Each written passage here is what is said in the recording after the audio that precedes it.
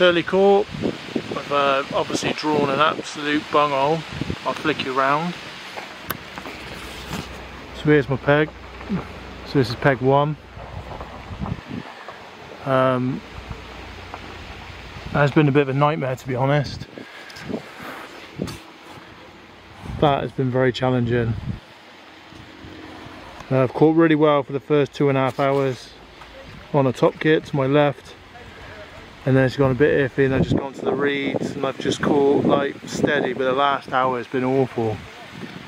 I've had some more ripple. I think I'd have absolutely annihilated it, but a bit weird. It was so good to start off with for 2.5 hours, and then for whatever reason it just faded.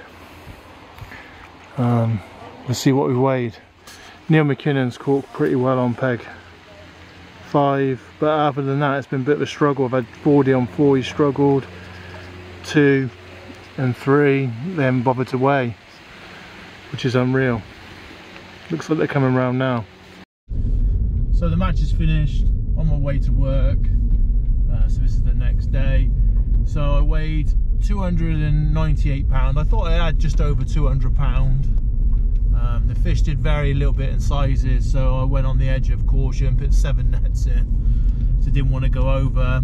So the weight limit's 50 pound, and the leeway up to 60. Go over 60, then yeah, lose the net.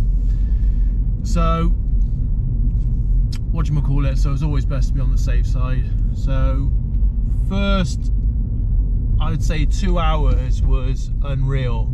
It wasn't like there was like millions of fish coming all in at once and a nightmare to catch them. Basically just fed very little, just enough to catch one fish at a time. So basically you look at fish, so to my left side was really good, literally on a top kit, and then play that fish. As you're about to net it, or near netting range, just feed and then drop back in again. You catch another one pretty much within like, probably within a minute, to be honest. You just felt, oh, should I feed again? And then you get like an indication where the float would move, but it was quite a good depth as well. Some of the lads struggled. Even though the lake's absolutely full of fish, it was still quite clear, and obviously real bright sunshine, so some of the edges are really, really, really, really shallow, and obviously then fish didn't really want to come in to that sort of shallow water. And it, you know, and I had some room, MPEG, you know, a lot of features as well. I've had like nice thick reeds to my right, and then I've had a massive tree to my left, you know, so you couldn't have really asked for a better peg. A little bit of a jungle, and I didn't set up my cameras because, the bank was awkward. Last thing I want to do is the camera fall over off a tripod or something, so I just didn't bother setting them up.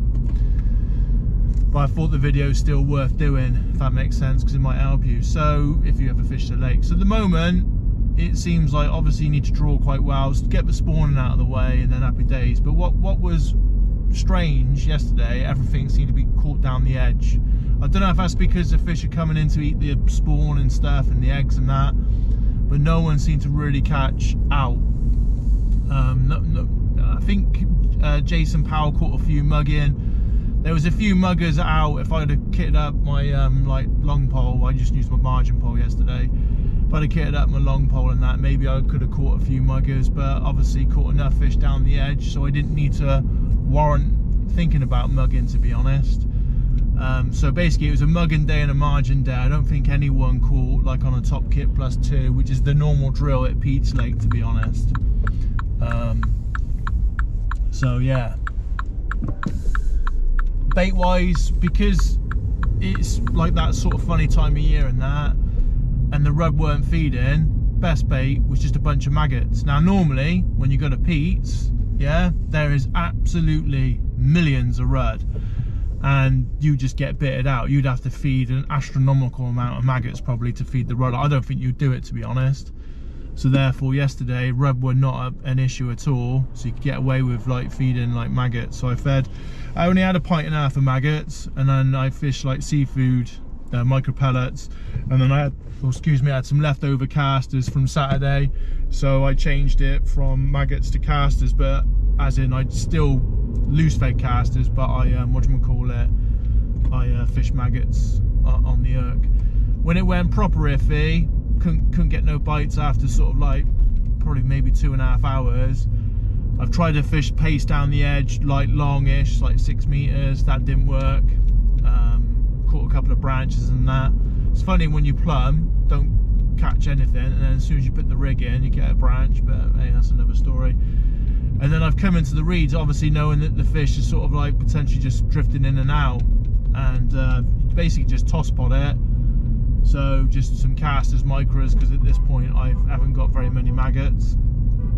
So therefore, whatchamacallit, I don't know what's going on there, a bit of follow your horns.